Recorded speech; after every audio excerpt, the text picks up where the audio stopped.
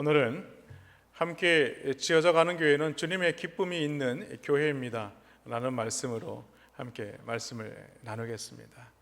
우리는 지난주에 그리스도의 복음에 합당한 생활이 무엇인지를 함께 말씀을 살펴보았습니다. 오늘 본문은 우리가 빌립보서 2장이지만 지난주에는 우리가 빌립보서 1장에 나와 있는 말씀을 보고 함께 말씀을 나누었습니다. 여러분, 복음에 합당한 그리스도인의 생활은 무엇인가? 그것은 바로 복음 전도를 위해서 열심으로 서서 한 뜻 한 마음으로 되어 협력하는 것이다 라고 말씀을 드렸습니다. 그런데 오늘 이 사도 바울의 기쁨이며 또 감사의 제목이던 이 빌립보 교회가 어려움을 겪게 되죠. 그 이유가 있습니다. 그 이유는 바로 성도들 간의 원망과 시비와 다툼이 일어났기 때문입니다. 오히려 이 일들로 인해서 주 안에서 하나가 되지 못하는 어려움을 겪게 된 것입니다. 여러분, 교회는요 혼자가 아닙니다. 교회는 공동체입니다. 그래서 교회를 뭐라고 부르냐? 불러낸 자들의 무리다 라고 말합니다. 즉, 주님을 믿는 사람들이 함께 모여서 주님의 뜻을 이루어가는, 그리고 헌신하는 곳이 바로 교회라는 것입니다. 그래서 필수적으로 교회가 요구되는 것이 있습니다. 그것이 바로 무엇이냐면 주 안에서 하나가 되는 것입니다. 오늘 말씀의 주제는요 4절 하반절에 있는 말씀입니다. 나의 기쁨을 충만하게 하라. 이 명령은 사도 바울의 개인적인 만족을 위한 기쁨에서 말하고 있는 것이 아닙니다. 자신의 기쁨을 충만하게 하는 것이 바로 우리 주님을 기쁘게 하시는 일이다 라고 말하고 있는 것이죠. 그래서 오늘 본문 빌립보서 2장 1절의 서두에서 이렇게 말합니다. 그러므로, 이 그러므로라는 것은 바로 이 빌립보서 2장 1절 앞절에 나와 있는 그 내용들을 말하고 있는 것입니다. 그 내용이 빌립보서 1장 27절 말씀이죠. 한 마음으로 한 뜻으로 복음을 위해서 협력해야 한다. 그래야 하나님의 기쁨을 충만하게 할 수 있다라는 말씀입니다. 그래서 오늘은 이 주님의 기쁨이 있는 교회는 어떤 교회인지 본문을 중심으로 몇 가지로 말씀을 살펴보겠습니다. 먼저는 주님의 기쁨에 있는 교회는 어떤 교회냐? 있거든이 있는 교회입니다. 오늘 1절 말씀은 이렇게 말하죠. 그러므로 그리스도 안에 무슨 권면이나 사랑의 무슨 위로나 성령의 무슨 교제나 공일이나 자비가 있거든 이라고 말하죠. 여러분, 1절 끝에 보면 있거든이라는 단어는요 좀 더 정확한 의미로 있기 때문에 경험하고 있으므로 라는 말입니다. 다시 말해서 그리스도인이 경험하는 이 권면이나 사랑의 위로나 교제나 공일이나 자비나 이런 것들이 있기 때문에 너희는 하나가 될 수 있다 라고 말하고 있는 것이죠. 이렇게 말하고 있는 것은 무슨 뜻이겠습니까? 지금 하나가 되지 못하고 있다는 것입니다. 그런데 여기서 강조하고 있는 말씀이 오늘 1절 상반절에 그리스도 안에 라는 말입니다. 이는 오직 예수 그리스도 안에 있을 때에 그리스도와 연합하게 살게 될 때에 그러한 것들을 얻게 된다라고 말합니다. 특별히 우리가 하나 되어야 할 이유가 있습니다. 그것은요 우리가 그리스도와 특별한 관계이기 때문에 그렇습니다.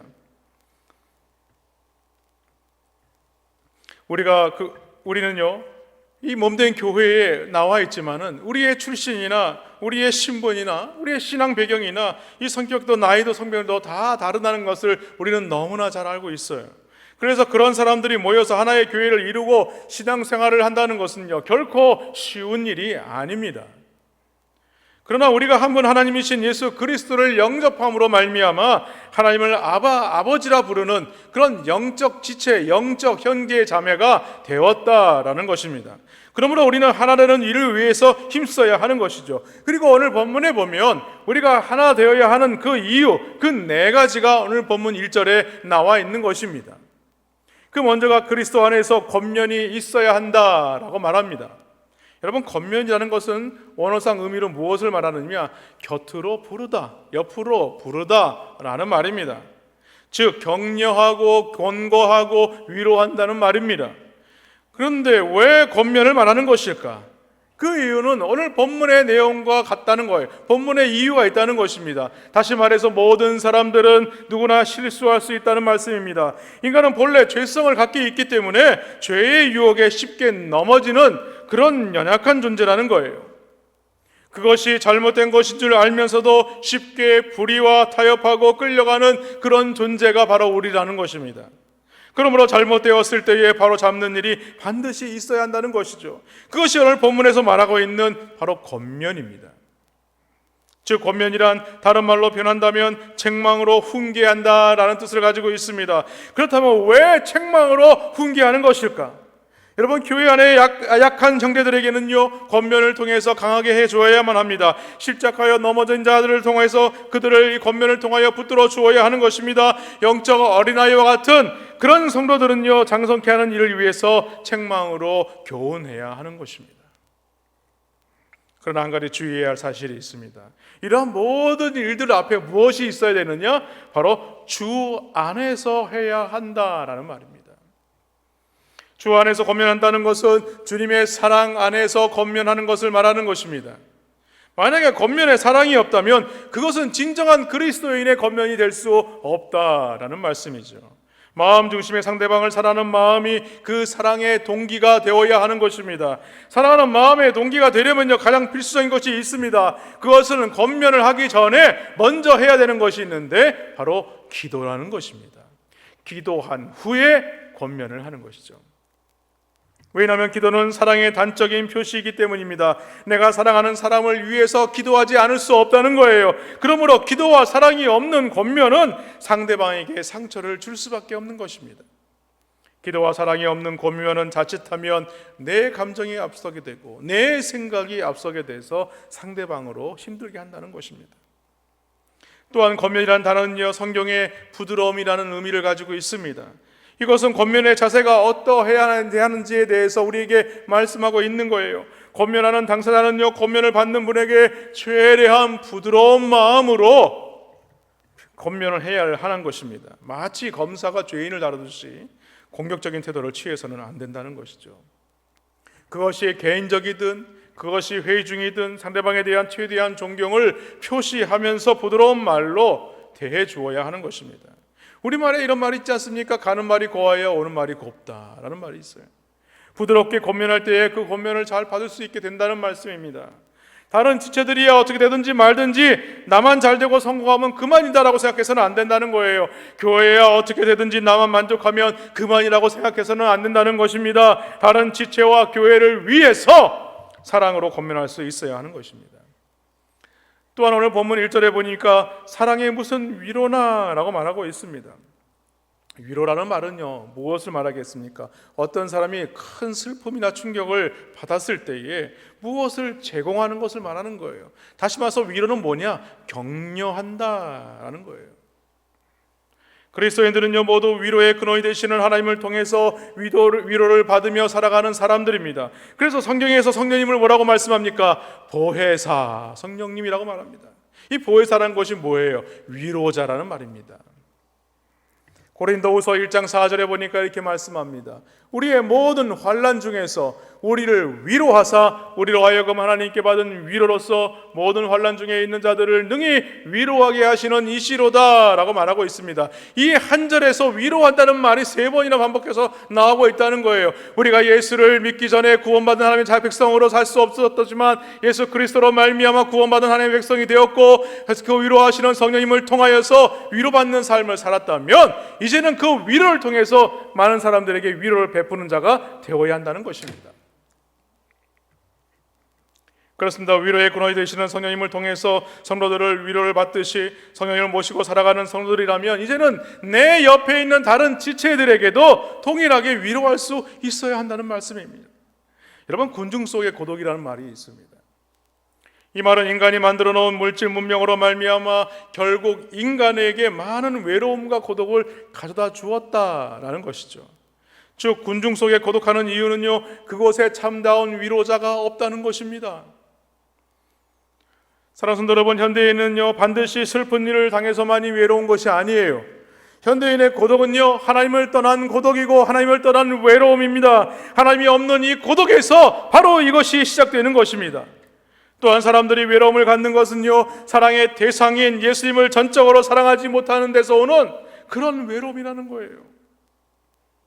즉 예수님보다 이 세상의 것들을 더 사랑하기 때문에 그것으로부터 만족이 되지 않기 때문에 외로움을 가지게 되는 것입니다. 그래서 사람들은요 죄의 본성으로 말미암아 더 고독해지고 더 외로워지게 되는 것입니다.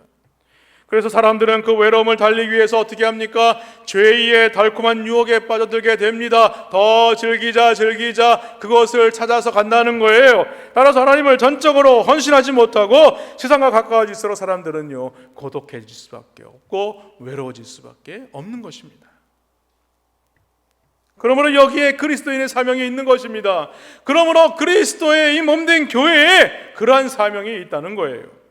고독과 외로움 속에 몸부림치는 현대인들을 위로할 자는요, 위로의 영을 모시고 있는 그리스도인들, 성도들이라는 거예요. 그들을 통하여서, 하나님의 몸된 교회를 통하여서 많은 자들을 위로하는 그런 일들을 감당해야 한다는 것입니다. 또한 성령의 무슨 교제나라고 말씀하죠. 교회의 특징 중에 하나가 바로 교제입니다. 사도행전 2장 42절로 47절에 보면 이상적인 초대교회의 모습이 무엇이냐? 바로 교제하는 교회였다라는 것이죠. 특히 본문을 보면요, 성령의 무슨 교제다라고 말합니다. 이 말은요, 교회에서 교제를 나누는 성도들은 어떠한 교제든지 성령의 다스림 가운데, 성령의 통치 가운데 교제해야 한다라는 말입니다. 왜냐하면 성령의 감화 감동함으로 교제를 해야 우리가 하나님의 기뻐하심을 잊게 할 수 있는 것입니다. 기뻐하심을 얻을 수 있는 거예요. 대표적인 교제의 말씀이 나오죠. 고린도후서 13장 13절 말씀입니다. 주 예수 그리스도의 은혜와 하나님의 사랑과 성령의 교통하심이 너희 무리와 함께 있을지어다. 이 말씀은 축도할 때 사용되는 말씀이죠. 그런데 오늘 본문에 보면 교통하심이라는 말이 나옵니다. 이 교통하심이 헬라어 원어가 뭐냐? 코이노니아입니다. 코이노니아, 즉 교제라는 거예요. 다시 말해서 원문을 그대로 번역하면 성령의 교제가 너희 무리와 함께 있을지어다, 이 말씀입니다. 교통이란 서로 상호간에 일어나는 무엇을 전제로 하는 것입니다. 즉 성령의 교제는 바로 성령에 참여한다는 것이에요. 참여한다는 말은요, 성령의 교제를 통하여서 예수 그리스도의 은혜와 하나님의 사랑을 알게 된다는 말씀입니다. 계속해서 공율이나 자비가 있거든 이라고 말씀하고 있어요. 이 공율의 원어의 의미는요, 우리 몸속에 있는 내장들을 말합니다. 왜냐하면 내장들이 애정을 갖는다든가 동정을 갖는 그런 깊은 감정의 자리로 여겼기 때문에 그렇습니다. 그래서 우리는 그런 말을 하지 않습니까? 애가 끊는다, 속이 썩는다, 뭐 이런 말 하지 않습니까? 쉽게 말해서 공율과 자비는요, 남을 불쌍히 여기는 바로 사랑의 속성이에요. 그런데 중요한 것이 있습니다. 그것은요, 우리가 그리스도의 공율과 이 자비를 입을 만한 자격이 없는 자였다는 사실입니다. 마찬가지로 우리 모두는 하나님의 은혜로 말미암아 모든 죄를 용서받았기 때문에 서로가 용서해야 하며 용서하게 될 때 하나가 된다는 말씀입니다. 사랑하는 성도 여러분, 예수 그리스도의 사랑의 특징 중 하나가 무엇입니까? 바로 다른 사람을 불쌍히 여기는 것입니다. 다른 사람을 긍휼히 여기는 거예요. 그래서 산상수훈에 보면 마태복음 5장 7절에 긍휼히 여기는 자는 복이 있다라고 우리에게 분명히 말씀하고 있지 않습니까? 뿐만 아닙니다. 나인성 과부의 아들이 죽은 것을 보시고 예수님은 우셨습니다. 현장에서 가늠하다 잡힌 여인을 돌로 죽이려는 유대인들 앞에서 누구든지 죄가 없는 자가 먼저 돌로 치라고 했었습니다. 그리고 나도 너를 정죄하지 아니하노니 이제는 다시는 가서 죄를 범치 말라라고 안타까워 여기셨다는 거예요. 그렇습니다. 예수님께서 십자가상에서 우리의 죄를 사해 주셨기 때문에 사함받은 우리가 이웃에게 그렇게 사랑을 베풀어야 한다는 말씀입니다. 누가복음 10장에 보면 선한 사마리아인의 비유를 우리가 너무 잘 알고 있습니다. 이 예수님의 긍휼과 자비의 마음을 읽을 수 있는 본문이죠. 그 비유에 나오는 것처럼 고통당한 사람을 불쌍히 여기는 마음을 품는 것이 바로 참다운 이웃이며 그러한 사람이 친구다라고 말하고 있는 것입니다. 마태복음 18장에 보면요, 주인에게 1만 달란트를 빚진 자가 나옵니다. 불쌍히 여김을 받은 이 사람은 주인으로부터 모든 것을 탕감을 받게 되죠. 1만 달란트의 빚이라는 것은요, 개인의 능력으로는 도저히 갚을 수 없는 크기의 큰 금액입니다. 이는 인간의 힘으로 해결할 수 없는 이 죄악의 분량을 말하는 것입니다. 그런데 주님께서 아무 대가 없이 그저 불쌍히 여기는 마음으로 측은히 여기셔서 그 모든 빚을 다 탕감해 주셨다는 것입니다. 그러므로 너희도 그 빚을 탕감받은 자라면 그 빚을 진 자들에게 그 빚을 탕감할 수 있도록 해야 되는 것이 너희의 역할이 아니겠느냐라고 말하고 있는 것이죠. 그렇습니다. 하나님의 사랑을 받았으면 받은 그 사랑을 동일하게 베푸는 것이 참 성도가 지켜야 할 마음이라는 것입니다. 그러므로 주님 몸된 교회는요, 이 공율과 자비가 있는 곳이 되어야 합니다. 서로를 위해서 공율이 여기는 그런 은혜의 동산이 될 때에 주님이 기쁨이 넘치는 그런 교회가 될 줄로 믿습니다. 둘째로요, 주님의 기쁨이 있는 교회는 어떤 교회냐? 한 마음을 품는 교회입니다. 2절에 보니까 마음을 같이하여 같은 사랑을 가지고 뜻을 합하여 한 마음을 품어라고 말하죠. 여러분, 빌립보서 서신은요 그렇게 긴 장이 아닙니다. 몇 장으로 이루어지지 않은 빌립보서 서신이죠. 그럼에도 불구하고 오늘 말씀처럼 이 마음을 같이하여 라는 말이 무려 10번씩이나 등장하고 있다는 것입니다. 그만큼 중요하다는 거예요. 사도 바울이 빌립보 교회를 향하여 이렇게 반복해서 한 마음으로 한 뜻으로 가지라 하는 이유는 바로 그리스도 안에서 이 권면이나 사랑의 위로나 성령의 교제도 긍휼과 자비도 하나 되지 못하면 그 빛을 잃을 수밖에 없다는 것입니다.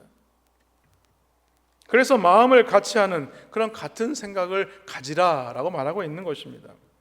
여러분, 같은 생각을 가지라 한다고 해서 똑같은 생각을 가지라는 얘기가 아닙니다.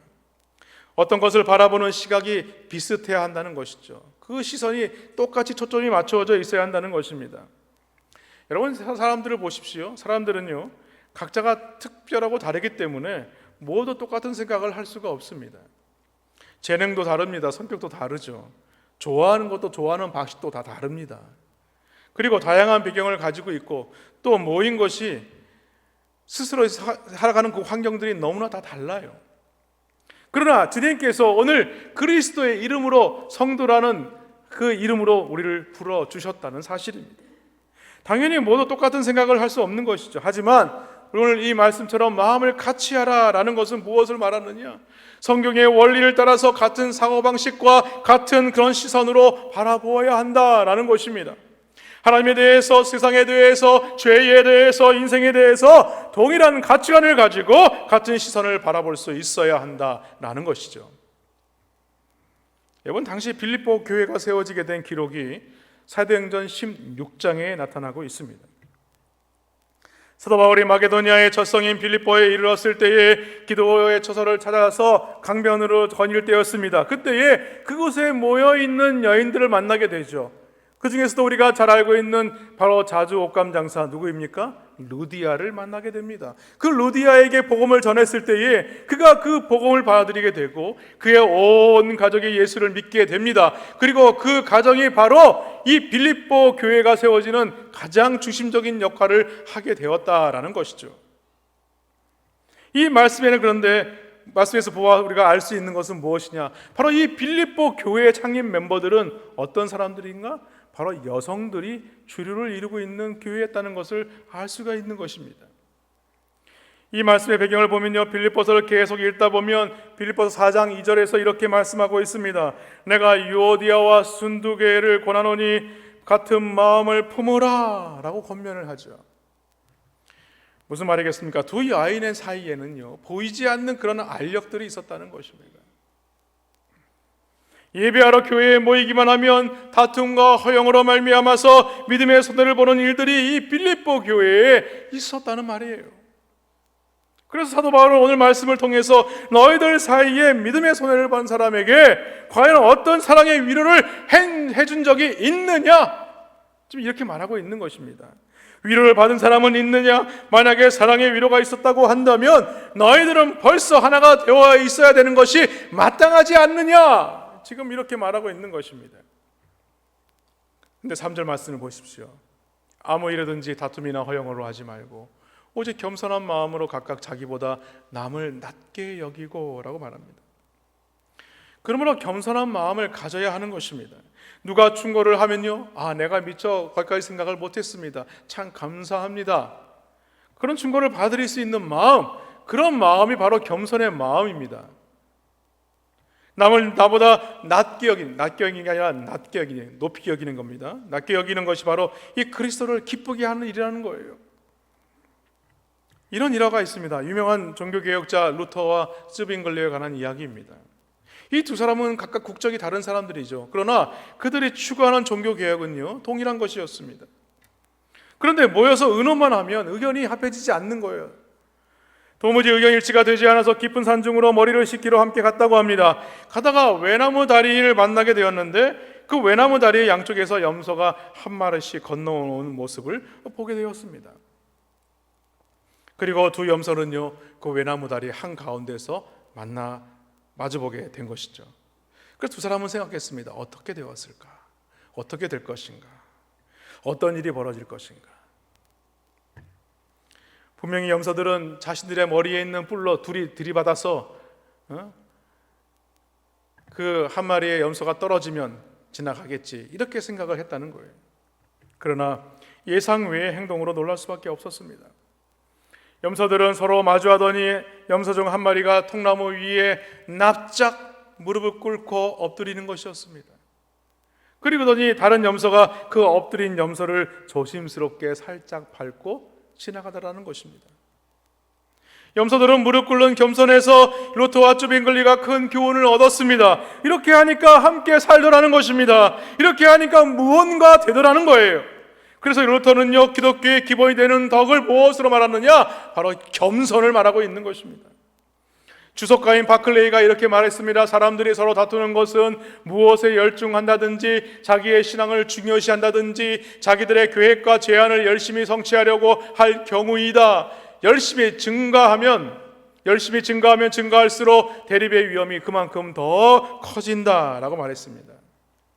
무슨 말이겠습니까? 자만심을 가진 사람은요, 우월감에 사로잡히게 된다는 거예요. 그래서 다른 사람을 멸시하기 때문에 가는 곳마다 대립하는 그런 위험을 만든다는 것입니다. 그래서 어거스틴은 우리에게 이렇게 말합니다. 첫째도 겸손이요, 둘째도 겸손이요, 셋째도 겸손이다.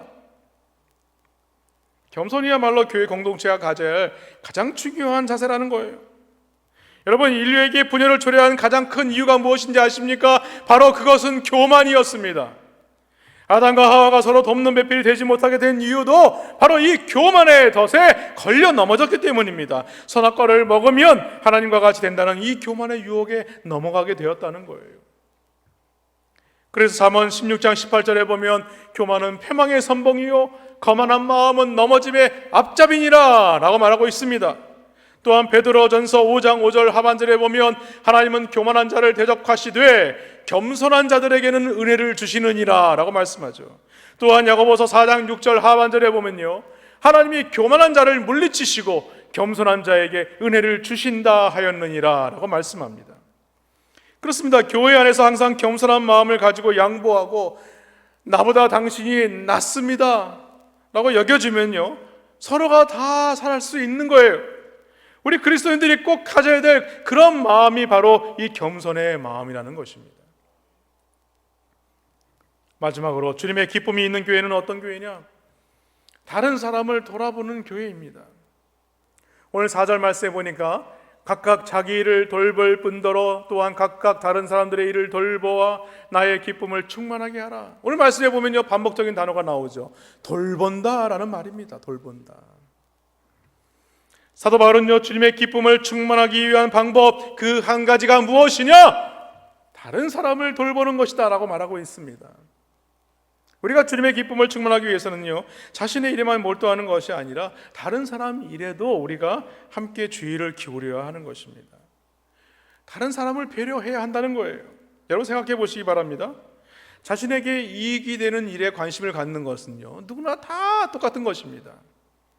그렇지만 우리가 주 안에서 배우고 훈련하는 것은요, 다른 사람의 일을 돌아보는 일에 있는 것입니다. 누군가 무거운 짐을 들고 힘들어한다면 다가가서 함께 짐을 져주는 거예요. 저는요, 몇 주 동안 주말에 우리 시모리사님들하고 우리 성도님들이 나오셔가지고 이 교회 1층에 있는 모든 짐들을 다 빼내고 정리하고 그것을 또 지하의 식당으로 다 정리해서 또 쉽게 찾아갈 수 있도록 잘 분류를 잘 해놨습니다. 그런데 한쪽에서 무거운 짐을 꺼내는데 너무 무거운 거예요. 몇 사람이 들 수 없을 정도의 무게였습니다. 그것을 어떻게 지하 식당으로 내릴 것인가? 근데 이게 부피도 너무 커가지고요, 이 엘리베이터에 안 들어가는 것입니다. 그래서 어떻게 해야 되느냐? 천상 우리 교회 로비를 통해서 옆으로 내려가면 식당에 내려가는 계단이 있습니다. 그 계단으로 내려가야 되는데 이게 한두 사람이 들어서 낼 일이 아닌 거예요. 그리고 크기도 너무 커가지고 이게 쉽게 내려가기 어려운 거예요. 그런데요, 한 사람 또 한 사람, 몇 사람이 계속해서 서로 붙고 또 한 사람의 통제하에 이렇게 들어라 저렇게 들어라, 들어 올려라 내려라 이렇게 하면서 그거를 간신히 내리는 모습을 보면서 서로의 짐을 져주는 것이 얼마나 중요한 것인가를 알게 되었다는 거예요. 이번에 수고하신 우리 신부이사님들과 또 많은 성도님들 참으로 감사를 드립니다. 서로에게 힘이 되어 줄 수 있는 이런 마음, 여러분, 섬김의 이 마음을 우리는 품어야 하는 거예요. 사실 다른 사람을 대하는 태도를 보면요, 무엇을 알 수 있느냐? 그 사람의 신앙의 성숙도를 알 수 있는 것입니다. 신앙이 어릴수록 어린 자들은요, 자신만 생각합니다. 하지만 신앙이 성숙하게 되면요, 자신뿐만이 아니라 다른 사람을 돌아보게 되는 거예요. 다른 사람을 배려하는 것입니다. 다른 사람을 섬기고 그 사람을 배려하는 그런 삶을 살려고 노력하게 되는 것입니다. 여러분, 어린아이들을 보십시오. 어린아이들은요, 당연히 한 것입니다만 뭘 주면요, 양손에 꼭 붙잡아야 됩니다. 그리고 그거 2개 있으니까 하나 달라고 그러면요, 절대 안 줍니다. 왜? 자기 거니까. 그러다가 이 아이가 점점 자라면요, 어떻게 되겠습니까? 자기가 가진 것을 2개 있으면 하나를 기꺼이 내어줍니다. 그런데요, 문제는 무엇이냐? 나이가 들어서도 자기만을 생각하면 어떻게 되겠느냐는 거예요. 힘들 수밖에 없는 거예요. 그 교회는 힘들 수밖에 없습니다. 교회가 자기 자신만을 생각하는 사람들로 가득 차 있다면 그 교회는 어떻게 되겠습니까? 그 교회는 절대로 주님의 기쁨을 충만케 할 수 없는 것이죠. 갈라디아서 6장 2절에 보니까 이렇게 말씀합니다. 너희가 짐을 서로 지라, 그리하여 그리스도의 법을 성취하라. 로마서 12장 10절 말씀에도 보면요, 형제를 사랑하여 서로 우애하고 존경하기를 서로 먼저 하고, 여기 보면요, 서로 먼저라는 말이 나옵니다. 기다리는 게 아니에요. 내가 먼저 가서 하는 겁니다. 또한 에베소서 4장 2절로 3절 말씀에 보면 모든 겸손과 온유로 하고 오래 참음으로 사랑 가운데서 서로 용납하고 평안에 매는 줄로 성령이 하나 되게 하신 것을 힘써 지켜야 된다, 이렇게 말합니다. 사랑하는 성도 여러분, 자녀를 바라보는 부모들의 마음은요, 늘 같은 마음이라는 것을 알 수가 있어요. 자녀들이 서로 도와주는 모습을 보면요, 얼마나 그것이 예쁜지 몰라요. 특히 큰아이가 이제 어린 동생의 손을 붙잡고 이렇게 데리고 다니는 거 보면요, 뒷모습만 봐도요, 너무 사랑스럽고 예쁩니다. 그런데 반면에 아이들이 어떤 것을 두고 서로 자기 것이라고 우기면서 싸우게 된다면 어떻게 되겠습니까? 부모는 마음이 속상할 수밖에 없는 거예요. 그런데 장성하여서도 뭐예요? 이렇게 싸우는 사람들이 있어요.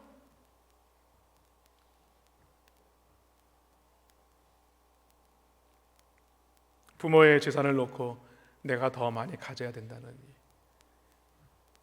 자신이 더 많이 가져야 한다느니, 그렇게 싸우고 있다는 거예요. 참 안타까운 말씀이지만 이런 일들로 인해 가지고 부모와 자녀 간에 서로 법적인 소송의 문제까지 나가는 그런 가정들도 봐왔습니다. 너무나 안타까운 일이에요.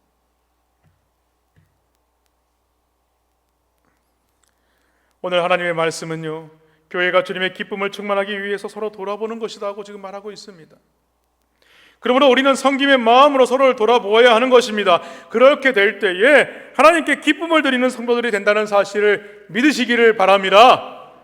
그러기 위해서 우리는 예수님의 마음을 품어야 됩니다. 우리가 이 예수님의 마음을 품게 될 때에 우리는 하나됨을 지켜갈 수 있게 되고, 또 이 복음에 합당한 삶을 살 수 있게 되며, 또 하나님의 교회가 이 기쁨을 충만하게 하는 귀한 사명들을 감당할 수 있게 되는 것입니다. 그러면 예수님의 마음을 품는 것이 무엇인가? 여러분, 예수님이 어떤 분이십니까?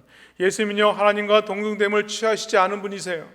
즉 예수님은 자신을 비우신 분이십니다. 이것은 예수님께서 하나님 되심을 포기하신 것이 아닙니다. 하나님보다 못한 존재가 되었다는 말이 아니에요. 자기를 비우셨다는 것은요, 하나님으로서 사용할 수 있는 마땅한 권능과 능력이 있지만 그것을 선택하지 않기로 선택하셨다는 말씀입니다.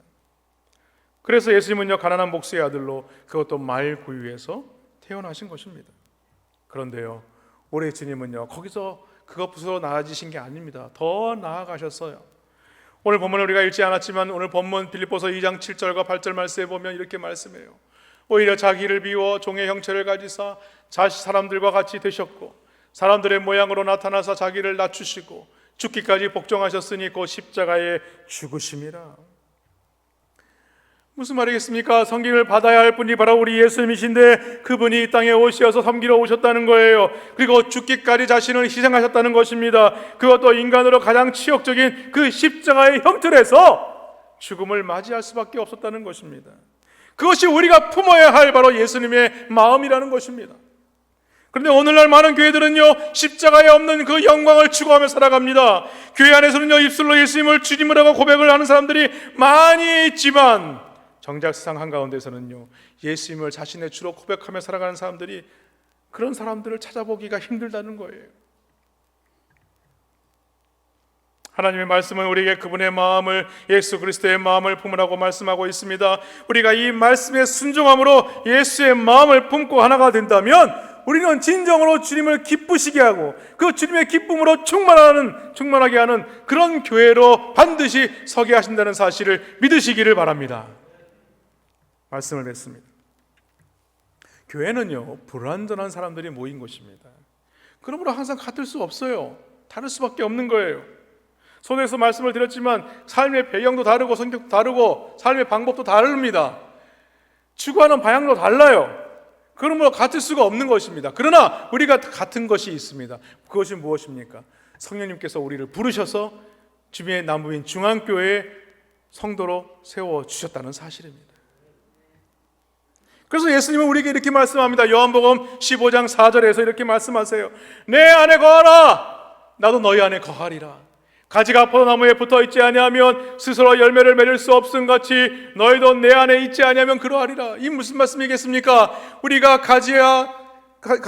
포도나무에 붙어있는 가지와 같다는 거예요.